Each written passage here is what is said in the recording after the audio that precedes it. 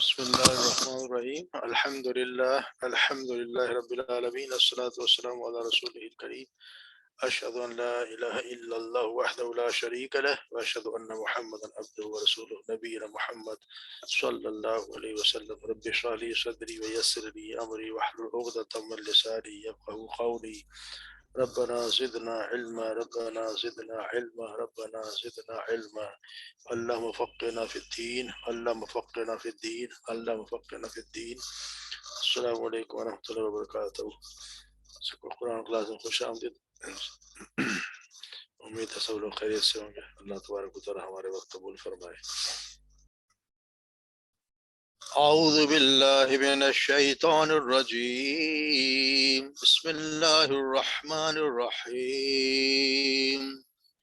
الذين يتبعون الرسول النبي الأمي الذين يجدونه مكتوبا عندهم في التوراة والإنجيل يأمرهم بالمعروف وينهاهم عن المنكر ويحل لهم الطيبات ويحرم عليهم الخبائث ويدع عنهم إسرهم والأغلال التي كانت عليهم فالذين آمنوا به وعزروه ونصروه واتبعوا النور الذي أنزل معه أولئك هم المفلحون. قل يا أيها الناس إني رسول الله إليكم جميعا الذي له ملك السماوات والأرض لا إله إلا هو يحيي ويميت فآمنوا بالله ورسوله النبي الأمي الذي يؤمن بالله وكلماته واتبعوه لعلكم تهتدون. صدق اللہ.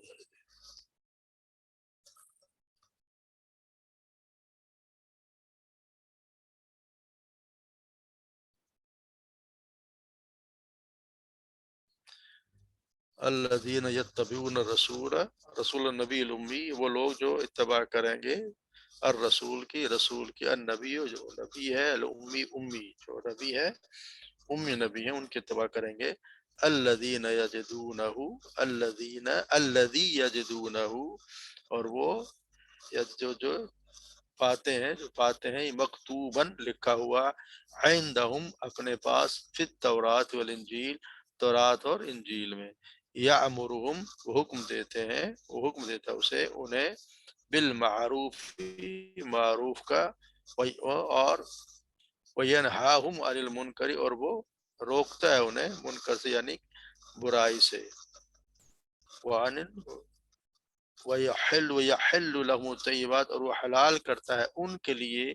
طیبات یعنی کہ پاکیزہ چیزوں میں سے حلال کرتا ہے، وَيُحَرِّمُ عَلَيْهِمْ اور وہ حرام کرتا ہے علیہم ان کے لیے، الخبائث یعنی برائیوں کو، یعنی ناپاک چیزوں کو وہ حرام کرا دیتا ہے، وَيَدْعُ عَنْهُمْ إِسْرَهُمْ اور وہ دور کرتا ہے، یدعو وہ دور کرتا ہے، عنہم ان سے، اسرہم ان کے بوجھ، والاغلال اور طوق، التی جو، کانت علیہم جو ان پر پڑے ہوئے ہیں، ان کو بوجھ جو ان کے اوپر موجود ہے ان کو دور کرتا ہے. فالذین پس وہ لوگ، آمنوا بھی جو ایمان لائے اس پر، وعزروہ اور جو انہوں نے حمایت کی اس کی، ونصروہ اور انہوں نے مدد کی اس کی، واتبعوا اور انہوں نے پیروی کی، النور الذی اس نور کی، الذی انزل معہ الذی جو انزل نازل کی گئی معہ اس کے ساتھ یعنی قرآن کی پیروی کی. اولئک هم المفلحون یہی وہ لوگ ہیں جو فلاح پانے والے ہیں. قل کہہ دیجئے، یا ایھا الناس اے لوگو، انی رسول اللہ بے شک میں رسول اللہ اللہ کا رسول ہوں، الیکم تمہاری طرف، جمیعا تم سب کی طرف، الذی وہ، لہ ملک السماوات بس جس کی بادشاہی اسی کی ہے بادشاہی آسمان اور زمین میں، لا الہ الا ہو نہ ہی کوئی معبود برحق سوائے اس کے یحیی و یمیت، وہی زندہ کرتا ہے اور وہی موت دیتا ہے۔ فآمنوا باللہ، پس ایمان لے اللہ پر، ورسولہ، اور اس کے رسول پر، النبی الامی، اور جو نبی امی ہے، الذی، وہ یؤمن باللہ، جو ایمان لاتا ہے، جو ایمان رکھتا ہے باللہ، اللہ پر، کلماتی، اور اس کے کلام پر، جو ایمان رکھتا ہے اس کے اللہ پر اور اس کی باتوں پر، یا اس کے کلمات پر، واتبعوہ، واتبعوہ، اور تم اور اتباع کرو اس کی، لعلکم، تاکہ تم تہتدون، تاکہ تم ہدایت پا جاؤ۔ تو آج کی ہیں تو دو آیات، مگر کافی اہمیت والی آیت، اس لیے میں دو آیات ہی پڑھتے ہیں۔ جیسے ہم پیچھے ہم نے پڑھا ہے اس کے بارے میں کہ بنی اسرائیل کو اللہ تبارک و تعالیٰ نے بتایا کہ جو میری رحمت سب کے لیے ہے، اور میری رحمت ابھی تو سب کے لیے ہے، مگر بعد میں انہی لوگوں کے لیے ہوگی جو آگے ان کی بتا دی اوصاف کہ کن کے لیے میری رحمت ہوگی۔ تو یہ اللہ تبارک و تعالیٰ نے یہ بتا دیا کہ یہاں الذین یتبعون، یعنی وہ لوگ جو زکوٰۃ دیتے ہیں، جو تقوی اختیار کریں گے، جو زکوٰۃ ادا کریں گے، اور جو ہماری آیات پر ایمان لائیں گے، اس پر میری رحمت ہوگی۔ مگر ان کے لوگوں کے یہ بھی ایک شرط بھی لگا دی اللہ تبارک و تعالیٰ نے کہ الذین یتبعون رسول النبی الامی، وہ لوگ ہیں جو پیروی کرتے ہیں اس امی نبی کی، جو اپنے پاس تورات اور انجیل میں لکھا ہوا ان کے بارے میں یہ پاتے ہیں۔ یعنی اب جو ہے وہ موسیٰ علیہ السلام کی بھی بات جو ہوگی وہ ختم ہوگی، اور اب وہ انہی کی بات چلے گی جو آپ صلی اللہ علیہ وسلم پر، نبی امی پر ایمان لائیں گے۔ یعنی اوپر جو موسیٰ علیہ السلام نے جو دعا کی گیا ہمیں اللہ تعالیٰ بھلائی بھی دے اور آخرت میں بھلائی دے، دنیا میں بھلائی، تو اس کا جواب اللہ تبارک و تعالیٰ نے یہاں پہ، اس کی بات وہاں پہ ان کی ختم ہوگی۔ اب اس کے بعد یہ اللہ تبارک و تعالیٰ نے موقع مناسبت سے فوراً ہی بنی اسرائیل کو آپ صلی اللہ علیہ وسلم کی اتباع کرنے کی حکم دیا، دعوت دی کہ ان کی اتباع کر لو۔ یعنی مقصد یہ ہے کہ جو تم پر اللہ کی رحمت نازل ہونے کی جو شرائط موسیٰ علیہ السلام کے زمانے میں عائد کی گئی تھی، وہ آج تک بھی قائم ہیں، اور دراصل انہی شرائط کا تقاضا بھی کہ تم اس پیغام پر، یہ ابھی جو رسول ہے اس پر ایمان لے آؤ۔ یہ تم سے کہا گیا ہے کہ اللہ کی رحمت ان لوگوں کا حصہ ہے جو نافرمانی سے پرہیز کریں۔ تو آج کی سب سے بڑی بنیادی نافرمانی یہ ہے کہ اس پیغمبر کو جسے اللہ نے مامور کیا، اس کی رہنمائی کو تسلیم کرنے سے انکار کر دیا جائے۔ لہذا اس کی نافرمانی سے پرہیز اگر تم نہ کرو گے تو تقوی سرے سے قائم ہی نہیں ہوگی۔ تو پھر باقی آپ کتنے ہی آپ نیکی بگاڑتے رہے، مگر تقوی قائم نہیں ہوگا جب تک اس کی پیروی نہیں کرو گے جس کو اللہ تبارک و تعالیٰ نے اب مبعوث کیا ہے۔ تو تم سے یہ بھی کہا گیا تھا، ہم نے بڑے شہر سے کہا جا رہا ہے کہ رحمت اللہ سے حصہ پانے کے لیے زکوٰۃ بھی ایک شرط ہے۔ تو آج کسی انفاق مال پر اس وقت زکوٰۃ کی تعریف صادق آ ہی نہیں سکتی جب تک وہ قامت دین حق کی جد و جہد میں آپ صلی اللہ علیہ وسلم کے برائے ہوئے طریقے کے مطابق استعمال نہ کیا جائے، تو وہ اسی وقت ہوگی جب وہ اللہ کی راہ میں اس طریقے سے خرچ کریں گے جس طرح اللہ کے رسول نے بتا دیا۔ چاہے پھر ورنہ تم کتنی چاہے زکوٰۃ کرتے رہو، نظر نیاز کرتے رہو۔ اس طرح اللہ تعالیٰ نے یہ بھی کہا کہ اللہ نے اپنی رحمت صرف ان لوگوں کے لیے کی ہے جو اللہ کی آیات پر ایمان لائیں گے۔ تو آج یہ بات، اس پیغام میں جو آیات نازل ہو رہی ہیں آپ صلی اللہ علیہ وسلم پر، اگر اس کا انکار کر کے تم کسی طرح کی آیات چلائے کہ ماننے کا انکار تو، کا اقرار تو کر ہی نہیں سکتے، جب تو انہوں نے بھی آیات کا انکار کرے جو محمد صلی اللہ علیہ وسلم پہ اتر رہی ہیں، تو پھر تمہارا کوئی ایمان کی کوئی اہمیت ہے نہیں۔ لہٰذا جب تک ان پر ایمان نہیں لاؤ گی، آخری شرط پوری نہیں ہوگی، خواہ تم کتنے ہی تو رات پر ایمان رکھتے ہو، رکھنے کا دعویٰ کتنے کرتے ہو۔ اور یہاں پہ لفظ امی جو استعمال کیا گیا، امی ویسے تو یہ کہ آپ صلی اللہ علیہ وسلم نے کسی دنیاوی کسی علم کو کسی سے استاد سے حاصل نہیں کیا، مگر یہاں اصل میں بنی اسرائیل کے جو لوگ تھے اپنے سے دوسری قوموں کو سب کو امی کہا کرتے تھے، جینٹائلز کہا کرتے تھے۔ ان کا یہ قومی فخر اور غرور کسی امی کی پیشوائی تسلیم کرنا تو دور کی بات ہے، وہ تو اس پر بھی تیار نہیں تھی کہ امیوں کے بولے اپنے برابر کوئی انسانی حقوق بھی تسلیم کر لیں۔ تو پڑھا قرآن مجید امداد جیسے ہم نے پڑھا سورہ آل عمران میں، لیس علینا فی الامیین سبیل، امیوں کے مال خانے کے بارے میں ہم پر کوئی مواخذہ ہی نہیں ہے۔ یعنی ان کی تو حالت یہ تھی کہ وہ اپنے برابر ہی نہیں سمجھتے تھے۔ تو اب ان کے لیے مسئلہ ہو گیا، اب تو کہا جا رہا ہے کہ اسی امی کے ساتھ تمہاری قسمت وابستہ ہے، اس کی پیروی قبول کرو گے تو میری رحمت سے حصہ پاؤ گے، ورنہ وہی غضب تمہارے مقدس جو صدیوں سے جس میں گرفتار ہو تم چلے آ رہے ہو. یعنی اب ان پہ یہ شرط عائد کر دی گئی کہ تم الذین یتبعون رسول النبی الامی الذی یجدونہ مکتوبا، اور یہ ان کے بارے میں ان کی کتابوں میں لکھا ہوا ہے مکتوباً عندہم فی التوراۃ، تورات اور انجیل میں ان کے بارے میں لکھا ہوا ہے کہ یہ آپ کے صلی اللہ علیہ وسلم کی صفات کیا ہوں گی، تو اس لیے ان سے خاص بھی کہا جا رہا ہے. تو ان کی اتباع کریں، ان کی اتباع کرو اور ایمان لے آؤ. بنی اسرائیل انہیں خوب اچھی طرح پہچانتے ہیں، کیونکہ آسمانی کتابوں میں آپ کی صرف یہ بھی بیان کی گئی تھی کہ آپ بھلائی کا حکم دیں گے، برائی سے روکیں گے، ان اچھی اور پاکیزہ چیزوں کو لوگوں کے لیے حلال قرار دیں گے جو پہلے سے حرام کی گئی تھی، یا جیسے چربی ہے وہ جانور جن مشرکین نے اپنے اوپر حرام کر رکھا تھا، یا خرید و فروخت تجارت کی وہ تمام قسمیں جو حرام خوری سے خالی ہوں. اس طرح گندگی اور نقصان دہ چیزوں کو بھی ان پر جو اوپر حرام کریں، ان پر حرام کریں گے، جیسے سور کا گوشت ہو گیا، سود ہے، یا تمام محرمات جن اللہ نے حرام بنایا. تو اللہ تبارک کہ یہ آپ صلی اللہ علیہ وسلم کی صفت یہ بھی ہوگی کہ وہ آپ کا دین آسان کریں گے، نیز آپ پر سے ان کا بوجھ اور توق بھی اتار دیں گے. یہ بوجھ اور توق وہ ہیں جو پچھلی شریعت میں سے تھے. مثلا نفس کے بدلے نفس، پچھلی شریعت میں تو یہ تھا کہ جان کے بدلے ہر حال میں جان کا قتل کرنا ضروری ہے، دیت بھی نہیں تھی، معافی بھی نہیں تھی. ہمارے یہاں تو اللہ کا بڑا کرم ہے کہ ہمیں یہاں تو نفس کے جان کے بدلے جان بھی ہے مگر دیت بھی ہے، اور اگر معاف کر دے تو وہ اللہ تعالیٰ تو صدقہ ہے، یعنی معاف بھی ہے. پہلے ان سے شریعت میں یہ بھی تھا جس کپڑے کو نجاست لگ جاتی ہے، اگر پیشاب پخانا لگ جاتا تو وہ دھونے سے پاک نہیں ہوتا، اس جگہ کو کاٹنا پڑتا تھا، یعنی اس اتنے حصے کو کاٹ دیں. جبکہ شریعت اسلامی میں تو اسے صرف دھونے کا حکم دیا، اور قصاص میں دیت اور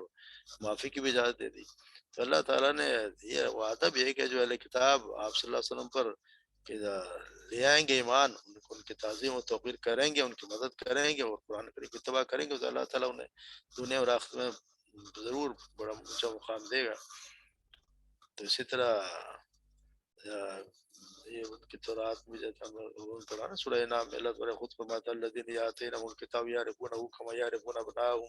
وہ لوگ جنہیں ہم نے کتاب دی اسے پہچانتے جیسے اپنے بیٹوں کو پہچانتے ہیں. الذین خسروا انفسهم فهم لا یؤمنون، وہ لوگ جنہوں نے اپنے آپ کو خسارے میں ڈالا سو وہ ایمان نہیں لاتے. اسی طرح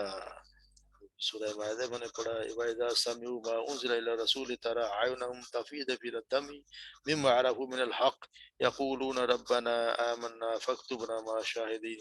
اور جب وہ سنتے ہیں جو رسول کو ان پر نازل کیا گیا تو دیکھتا ہے کہ ان کی آنکھیں آنسو سے بہہ رہی ہوتی ہیں، اس وجہ سے کہ انہوں نے حق کو پہچان لیا ہے. کہتے ہیں کہ ہمارا رب ہم ایمان لے تو ہم شہادت دینے والوں کے ساتھ لکھ لے، یعنی کہ یہ ان کو پہچانتے تھے، اس کے باوجود وہ ماننے کے لیے تیار نہیں تھے. مگر ان کو تو پکا ان کو پابند کر دیا گیا کہ اس وقت تک ہوگا ہی نہیں جب تک تم ان پر ایمان نہیں لاؤ گے. اسی طرح حلت لہم طیبات وحرم علیہم الخبائث، یعنی کہ وہ پاک کریں گے ان کے لیے طیبات کو اور حرام کر دیں گے وہ جو خبائث ہیں. تو یہ اللہ تبارک و تعالیٰ نے یعنی وہ ان اچھی اور پاکیزہ چیزوں کو لوگوں کے لیے حلال کریں گے، اور پہلے جو ان پر حرام تھی جیسے چربی و جانور، مشرکین نے اپنے اوپر جو حرام کر رکھا تھا، یا خرید و فروخت کی تجارت کی وہ تمام قسمیں جن میں سود وغیرہ شامل تھا، یا جیسے ہم نے بھی پڑھا سور کا گوشت ہو گیا، سود ہو گیا، یہ چیزیں. تو یا اللہ تعالیٰ سورہ بقرہ فرماتا ہے یا ایھا الناس کلوا مما فی الارض حلالا طیبا، اے لوگوں ان چیزوں میں سے زمین میں حلال پاکیزہ چیزیں کھاؤ، ولا تتبعوا خطوات الشیطان انہ لکم عدو مبین، اور شیطان کے قدموں کی پیروی مت کرو، بے شک وہ تمہارا کھلا دشمن ہے. اسی طرح پھر وَيَضَعُ عَنْهُمْ إِصْرَهُمْ، اور وہ دور کر دیں گے ان سے إِصْرَهُمْ ان کے بوجھ، ان پر جو بوجھ ہے. بوجھ کیا؟ بوجھ وہ سخت ہے. ہمارے پچھلی شریعتوں میں تھے جیسے نماز جو ہے وہ صرف عبادت خانوں میں ادا کرنا ہے، شرکیت صرف قتل ہی ہونا ہے وغیرہ. پھر اغلال سے مراد وہ خود ساختہ پابندیاں ہوتی ہیں جو ان کے علماء نے ان پر لگا رکھی تھی، یا لوگوں نے خود اپنے رسم و رواج کی وجہ سے اپنوں کو لازم قرار دے رکھی تھی. یہ بھی ایک بہت بڑا بوجھ ہی ہوتا ہے کہ پابندیاں جو اپنے کو بلا وجہ لگانا، یا مولوی حضرات لگا دیں جانا کہ بس ہمارا دین تو بہت سادہ اور آسان ہے، مگر اس میں پابندیاں ہیں. آج ہم نے بھی ان لوگوں کے دیکھا دیکھی بہت سے پابندیاں لگائی ہوئی ہیں، جیسے موت پر ہمارے یہاں تیجا، ساتواں، 40واں یہ کہاں سے اکٹھے کیے ہوئے. تو یہ بھی ہے بوجھ ہی ہے. پیدائش پر نکاح کے رسوم، بچے کی پیدائش پر کیا کیا کچھ کام ہوتی ہیں، ان کے چارپائی پہ لوا رکھ دیتے ہیں، پھر لوگوں کو نچواتے ہیں، ان پہ خرچ کرتے ہیں. پھر نکاح میں جو ہمارے یہاں ہوتا ہے تو سہرا اور گانا اور مہندی منگنی قصہ کی رسمیں کتنی بنائی. اسی طرح وہ سلامی اور جہیز وغیرہ جن سے زندگی لوگوں کو دشوار ہو گئی، جن کا وجود نہ اللہ کی کتاب میں اور نہ سنت رسول میں ہے. تو رسول اللہ صلی اللہ علیہ وسلم نے وہ تمام بوجھ اور توق اتار کے اسلام صحیح اسلام پیش کیا جو نہایت سادہ اور آسان ہے. اس طرح اللہ تعالیٰ ہوا اجتباکم وما جعل علیکم فی الدین من حرج، اس نے تمہیں چنا اور دین میں تم پر کوئی تنگی نہیں رکھی. اللہ تعالیٰ نے فرمایا یرید اللہ بکم اليسر ولا یرید بکم العسر، اور نہ تمہارے ساتھ آسانی کا ارادہ، اللہ تمہارے ساتھ آسانی کا ارادہ رکھتا ہے اور تمہارے ساتھ تنگی کا ارادہ نہیں رکھتا. تو یہ ہم نے پھر ہم اللہ سے دعا بھی مانگتے ہیں، ربنا لا تؤاخذنا ان نسینا واخطانا ربنا ولا تحمل علينا اسرا كما حملت على الذين من قبلنا. اس میں بھی ہم اللہ سے یہ دعا مانگتے ہیں کہ اللہ مجھ سے مواخذہ نہ کرنا جو ہم سے بھول ہو جائے یا خطا کر جائے. یا اللہ تو ہم پہ ہم بھاری بوجھ نہ ڈال جسے تم نے ان لوگوں کو ڈالا جو ہم سے پہلے تھے. تو اللہ تبارک و تعالیٰ ہم سے وہ چیز نہ اٹھوا جس کو اٹھانے کی ہمیں طاقت نہ ہو. ہم سے درگزر فرما، ہمیں بخش دے، ہم پہ رحم فرما. تو ہی ہمارا مالک ہے، سو کافروں کو لوگوں کے مقابلے میں ہماری مدد فرما. تو یہ ہم خود ہی اللہ تعالیٰ سے مانگتے ہیں، مگر ہم نے خود اپنے اوپر بہت سے بوجھ ڈالے ہوئے ہیں. اور وہ سیدنا ابو بردہ رضی اللہ تعالیٰ اپنے باپ سے بیان کرتے کہ آپ صلی اللہ علیہ وسلم نے سیدنا معاذ اور سیدنا ابو موسیٰ اشعری رضی اللہ عنہما کو جب گورنر بنا کر یمن بھیجا تو اپنے دونوں گورنروں کو سے فرمایا آسانی کرنا اور مشکل میں نہ ڈالنا، خوشخبری سنانا اور نفرت نہ دلانا، اتفاق و اتحاد سے رہنا اور اختلاف نہ کرنا. اسی طرح سیدنا ابو بردہ اسلمی رضی اللہ تعالیٰ بیان کرتے کہ میں رسول اللہ صلی اللہ علیہ وسلم میں رہا اور میں نے مشاہدہ کیا کہ آپ آسانی فرمایا کرتے تھے. ہمارے وسوسوں سے اللہ تبارک و تعالیٰ آسانی کی وجہ سے گزر کیا ہے. آپ صلی اللہ علیہ وسلم فرمایا بے شک اللہ تعالیٰ نے میری امت کے لوگوں کے دلوں میں پیدا ہونے والے وسوسوں سے اس وقت تک درگزر فرمایا جب تک وہ ان کے مطابق عمل نہ کر لیں یا زبان سے بات نہ کر لیں. اس طرح آپ صلی اللہ علیہ وسلم فرمایا میری امت کے لیے خطا و نسیان اور اس پر انہیں مجبور کیا گیا معاف کر دیا گیا. آپ صلی اللہ علیہ وسلم نے یہ فرمایا بے شک دین آسان ہے، مگر ہم نے مسلمان بھی آج کل کتاب کے نقشے میں چلتے ہوئے خود ہی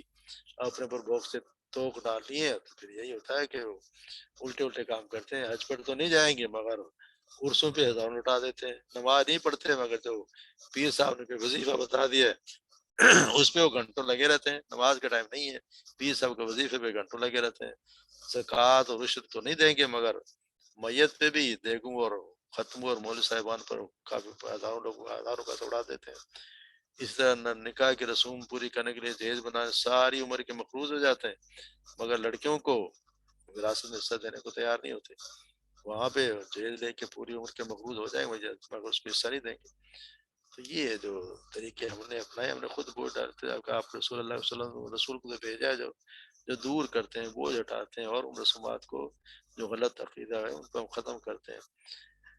پھر یہ کہ فالذین آمنوا بھی، پھر وہ لوگ جو ایمان لائے اس پر وعزروہ اور انہوں نے حمایت کی اس کی، ونصروہ واتبعوا النور الذی انزل معہ، اولئک، یہ بتا دیا گیا ہے کہ یہی لوگ اب جو کامیاب ہوں گے. یہ اللہ کا وعدہ ہے کہ جو اہل کتاب ایمان لائیں گے ان کی تعظیم و توقیر کریں گے، ان کی مدد کریں گے اور قرآن کریم کی اتباع کریں گے تو اللہ تبارک و تعالیٰ انہیں دنیا اور آخرت دونوں میں کامیاب فرما دے. سب کے لیے یہ ایک طریقہ اللہ نے ایک کہتے ہیں کہ فارمولہ بتا دیا کہ یہ ہے اللہ تبارک و تعالیٰ کے مفلحون، یعنی کہ کامیاب ہونے کا نسخہ اللہ تبارک و تعالیٰ نے بتا دیا. یہ اللہ تبارک و تعالیٰ نے بنیادی شرط رکھ دی گئی کہ ان پہ غور کرنے کی ضرورت ہے. تو فالذین آمنوا بھی، وہ لوگ جو آپ پر ایمان لائیں گے، یعنی یہ بنیادی اور پہلی شرط ہے. یہ شرط پہلی شرط ہے، بنیادی شرط. یعنی پھر آپ صلی اللہ علیہ وسلم ایمان لانے کے دو بنیادی تقاضے بھی ہیں. پہلا تقاضا ہے کہ آپ صلی اللہ علیہ وسلم کی اطاعت، اور دوسرا تقاضا ہے آپ سے محبت. اطاعت بھی ضروری ہے اور محبت بھی ضروری ہے.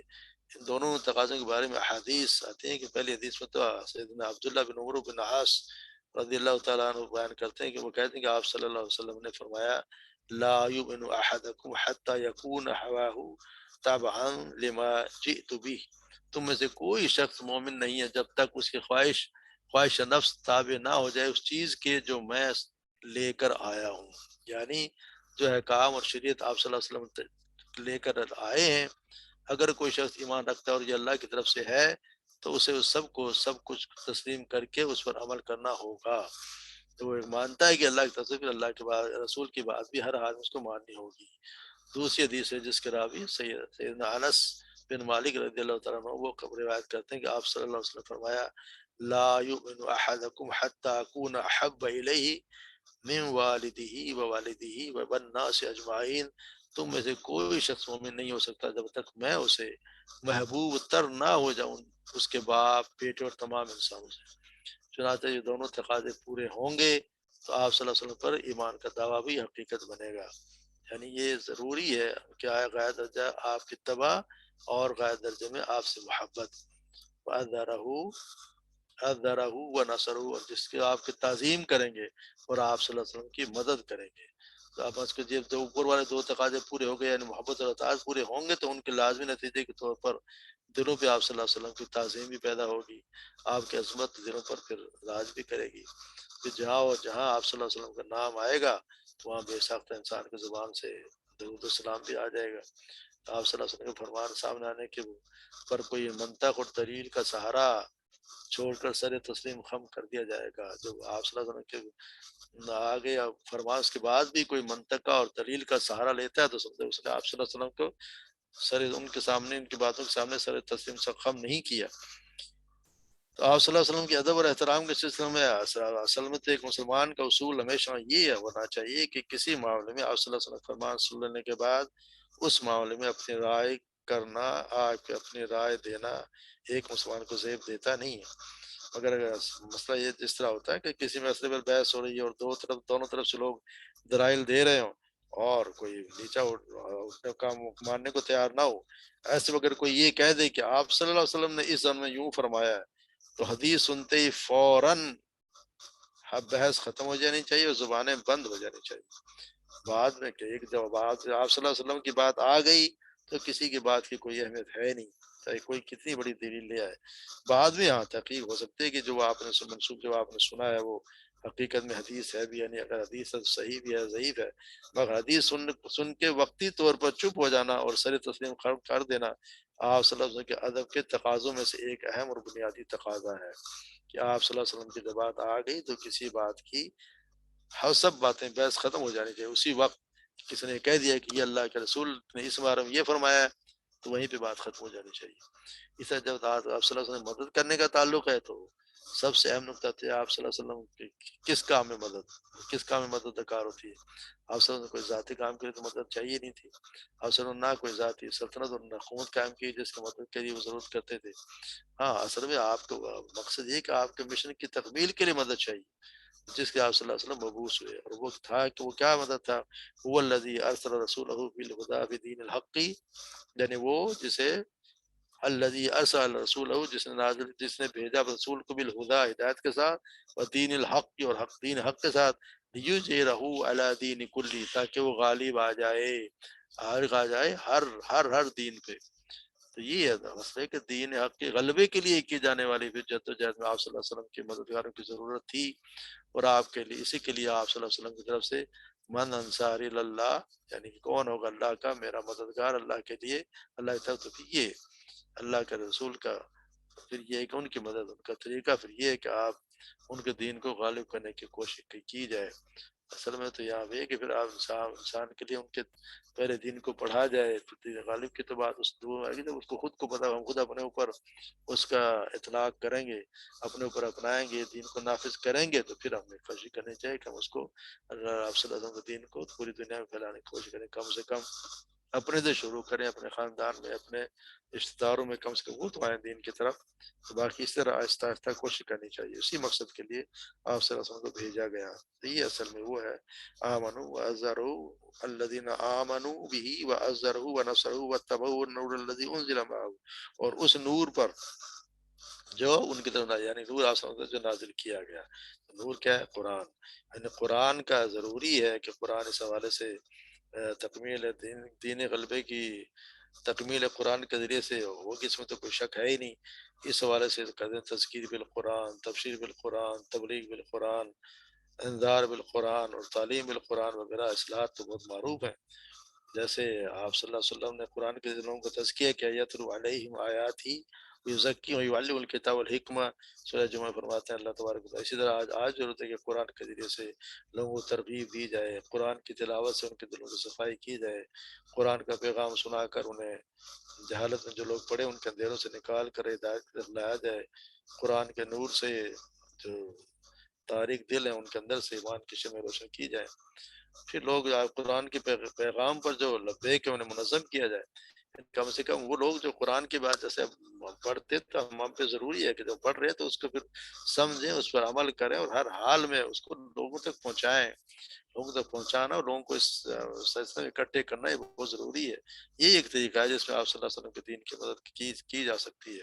اور اس پر ہر حال میں کرنا، کیونکہ اسی کے بعد ہے اولئک هم المفلحون، یہ وہی لوگ ہیں جو فلاح پانے والے، یہ جو یہ کام کریں گے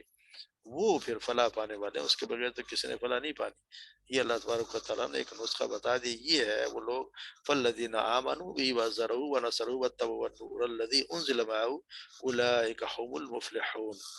پھر اللہ تبارک و تعالیٰ نے آگے بتایا قل یا ایھا الناس، اے لوگو، آپ سب لوگوں سے خطاب ہے، یعنی کہ پہلے جو آپ باتیں ہو رہی تھی ایک ایک قوم کی، کہ آپ ہم نے پڑھا یا ہر قوم نے لوگوں کو اپنی میری قوم کی یا قوم یہ میں یا قوم میری قوم یا آپ صلی اللہ علیہ وسلم سے یا ایھا الناس انی رسول اللہ الیکم جمیعا، یہاں بتا دیا ہے کہ میں بے شک رسول ہوں تمام سب لوگوں کے لیے،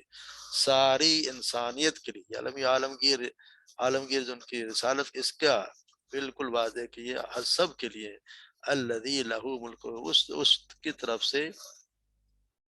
جو بادشاہی، جس کی بادشاہی آسمان و زمین میں، اس کے زمین تمہاری طرف سب کی طرف رسول بنا کر بھیجا گیا۔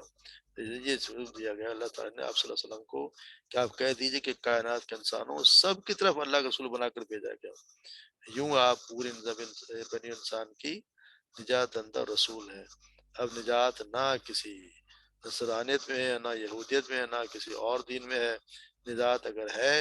تو صرف اور صرف اسلام کے بنانے اور اسی کو اختیار کرنے میں انسان کی نجات ہے۔ اور یہ جو فرمایا گیا ہے قل یا ایھا الناس انی رسول اللہ الیکم جمیعا، اللہ تعالیٰ نے یہاں بھی دوسری جگہ فرمایا سورہ فرقان میں وما ارسلناک الا کافۃ للناس بشیرا ونذیرا ولکن اکثر الناس لا یعلمون، اور ہم نے تمہیں نہیں بھیجا مگر تمام لوگوں کے لیے خوشخبری دینے والا، ڈرانے والا، لیکن اکثر لوگ نہیں جانتے۔ اس اللہ تبارک و تعالیٰ سورہ فرقان میں فرماتے ہیں تبارک الذی نزل الفرقان علی عبدہ لیکون للعالمین نذیرا،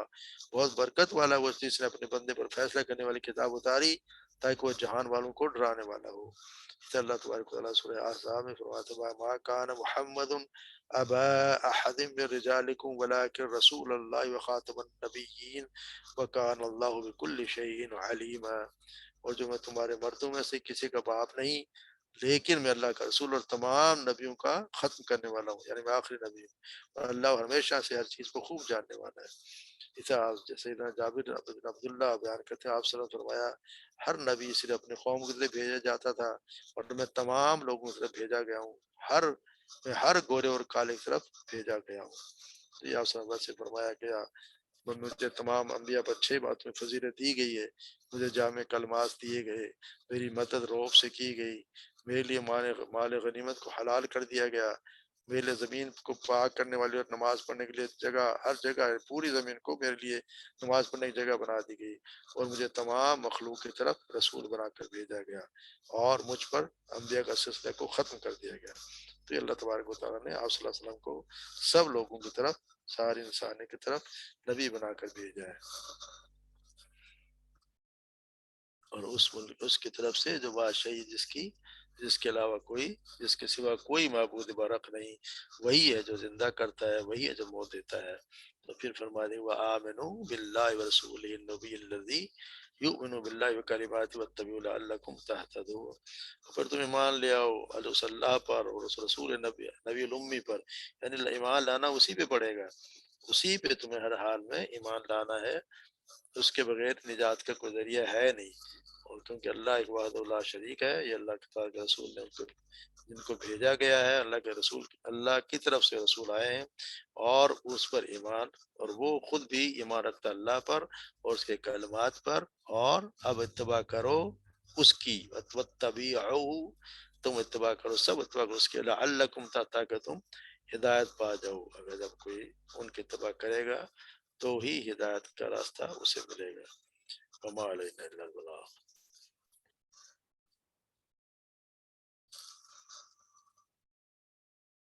جی کوئی سوال ہو تو بتائیے۔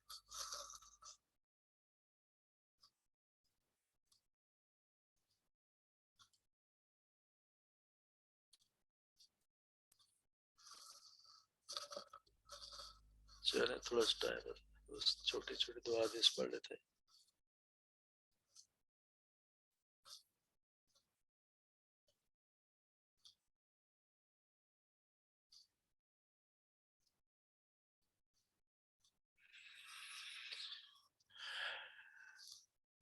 تو حدیث نہیں ہے، عن عبد الله بن مسعود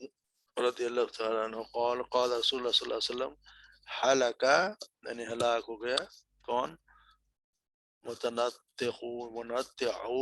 یعنی غلو کرنے والے ہلاک ہو گئے۔ آپ نے اسے 3 بار فرمایا،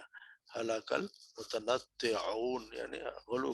کرنا دین میں، غلو کرنا ہے کسی بات میں، غلوہ سے مراد یہ کہ اس کو بال کی کھال نہیں کرنا بلا وجہ کے، الٹے سیدھے سوالات یا کسی چیز میں مبالغہ رائے کرنا، اور ایک چیز جس سے چھوٹی بات پتہ چل گئی میں اس کے بعد اس میں خام کھا کے سوالات نکالنا۔ ہمارے یہاں بھی بہت سے لوگ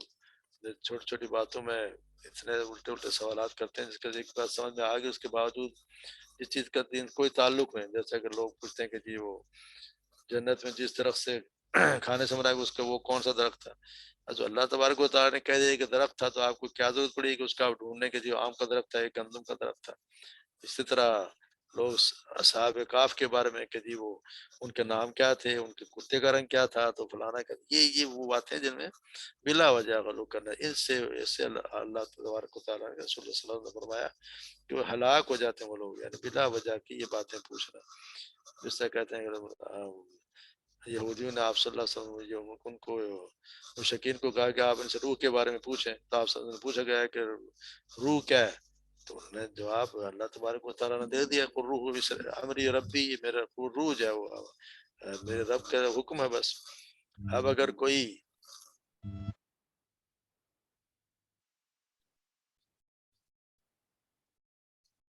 اس میں بھی کوئی روح کے بارے میں کچھ لوگ کہتے ہیں کہ جی روح کے بارے میں تو بہت سی فلاں آدمی نے کتاب لکھی ہے تو اس کی کوئی حیثیت ہے نہیں، بلا وجہ کے ایسے حرکات نہیں کرنی چاہیے، اس لیے غلو کرنے سے بچنا چاہیے، بال کی کھالزانے کی کوئی ضرورت ہوتی نہیں۔ دوسری حدیث دادا ابی سن عن ابی ہریرہ رضی اللہ تعالیٰ عنہ قال قیل النبی پوچھا گیا نبی صلی اللہ علیہ وسلم سے پوچھا گیا من اکرم الناس کون سب سے زیادہ شریف ہے قوم عزت والا ہے، قال اکرمہم اتقاہم یعنی سب سے شریف ہو جو سب سے زیادہ پرہیزگار ہو، جو سب سے زیادہ پرہیزگار ہو وہ سب سے اکرم، اصل میں اکرم کہتے ہیں عزت والا، معزز، بہت زیادہ جس کا احترام کیا جائے وہ اکرم ہوتا ہے۔ اس کا اصل میں تو اردو میں تو کوئی صحیح اس کا ترجمہ ہو نہیں سکتا، بہت ہی زیادہ ریسپیکٹیبل آدمی ہو، جس کا بہت اونچا مرتبہ ہو، بہت زیادہ عزت کیا جانے والا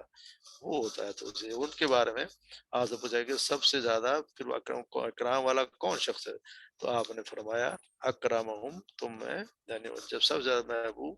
سب سے زیادہ جو پرہیزگار ہوگا، اکرمہم اتقاہم جو سب سے زیادہ پرہیزگار، جو سب سے زیادہ تقوی اختیار کرے گا، اللہ کی باتوں پہ اللہ کی باتیں مانے گا، قرآن پہ چلے گا، یا جو حرام حلال کا بہت زیادہ اہتمام کرے گا، تقوی یہ کہ تقوی تو اصل میں یہ ہے نا کہ آپ برائیوں سے بچیں، ہر برائی چھوٹی سے چھوٹی برائی سے بچنے کی کوشش کرنی چاہیے۔ تقوی اختیار تو یہ کہ اللہ ایسی چیز ہر چیز سے بچے جس پہ ڈر ہو، اللہ تبارک و تعالیٰ منع کیا، بلکہ اصل تقوی جس کی امام راغب نے انہوں نے ایک اور ڈیفینیشن انہوں نے تو یہاں تک کہا کہ تقوی اصل میں یہ کہ فرائض ادا کرے، حرام چیزوں سے اجتناب کرے، اور تقوی کا اعلیٰ درجہ تو یہ ہے کہ بعض اوقات وہ جائز کام بھی چھوڑ دیے جائیں جو ناجائز کا لے جانے کا سبب بنتے ہیں، یعنی ایسے کام جس میں ڈر ہو کہ یہ ناجائز کا لے جائیں وہ جائز ہیں جائز، اور ان کو بھی چھوڑ دیا جائے تو پھر وہ اصل تقوی، اب وہ پھر وہ تقوی کا اعلیٰ درجہ ہی ہے۔ جیسے بہت زیادہ سونا جو ہے، سونے کا کوئی مسئلہ نہیں، مگر بہت زیادہ سونا یہ بھی آپ کو لے جاتا ہے ناجائز کام کی طرف، زیادہ سونا، زیادہ کھانا، زیادہ باتیں کرنا، بلا وجہ وقت ضائع کرنا، اور تو یہ ساری چیزیں ان سے بچنا چاہیے۔ تقویٰ اختیار، تقویٰ کا مقصد یہ جیسے سیدنا عمر سے پوچھا گیا کہ تقویٰ کیا ہے، تو آپ نے پوچھا کبھی کہ تم درخت سے کسی جنگل سے گزرے ہو؟ کہا جی ہاں۔ تو کیسے گزرتے ہو؟ کہ اپنا دامن بچاتے ہوئے، کہ جھاڑیوں سے کانٹوں سے دامن بچاتے ہوئے۔ تو تقویٰ یہی ہے، گناہوں سے بچتے ہوئے۔ دنیا کی جو آج کل ہم ہر جگہ جو فتنے، ہر چیز سے بچتے ہوئے گزرنا تقویٰ۔ اگر ہم ان میں ملوث ہو گئے، ان کے ساتھ لگ کے جائیں گے، خود بھی ان میں شامل ہو جائیں گے، تو پھر تقویٰ تو گیا، تقویٰ تو ہے ہی نہیں۔ تقویٰ یہ کہ انہیں ہر چیز سے بچایا جائے، اپنے آپ کا، اپنے لباس کو جیسے کانٹوں سے بچایا جاتا ہے، تو اس سے یہ تقویٰ اختیار کرنا۔ تو سب سے بہتر شخص وہ ہوگا اکرم، اکرم جس طرح اللہ اکبر، اللہ اکبر سب سے بڑا ہے، اس سے بڑا کوئی نہیں، تو اس طرح اکرم بھی سب سے عزت والا، سب سے زیادہ عزت والا وہ ہوگا تو سب سے زیادہ پرہیزگار ہو۔ جتنا پرہیزگار ہوگا اتنا ہی وہ اللہ کی نظر میں عزت والا ہوگا، اکرام والا ہوگا۔ اللہ تبارک و تعالی ہمیں بھی تقویٰ اختیار کرنے کی توفیق عطا فرمائے، آمین۔ وما علینا الا البلاغ۔ یہ چھوٹی چھوٹی حدیث ہیں، کوشش کریں کہ ان کو بھی یاد کریں، تاکہ کبھی کبھی ہم اس کا پوچھا بھی کریں گے کہ جی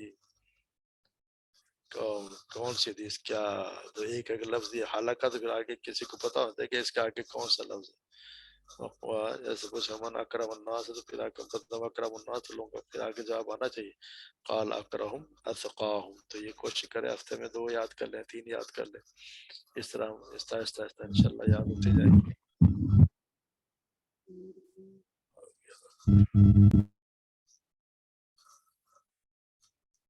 چلیں ٹھیک ہے، پھر کوئی سوال نہیں ہے تو ختم کرتے ہیں کلاس۔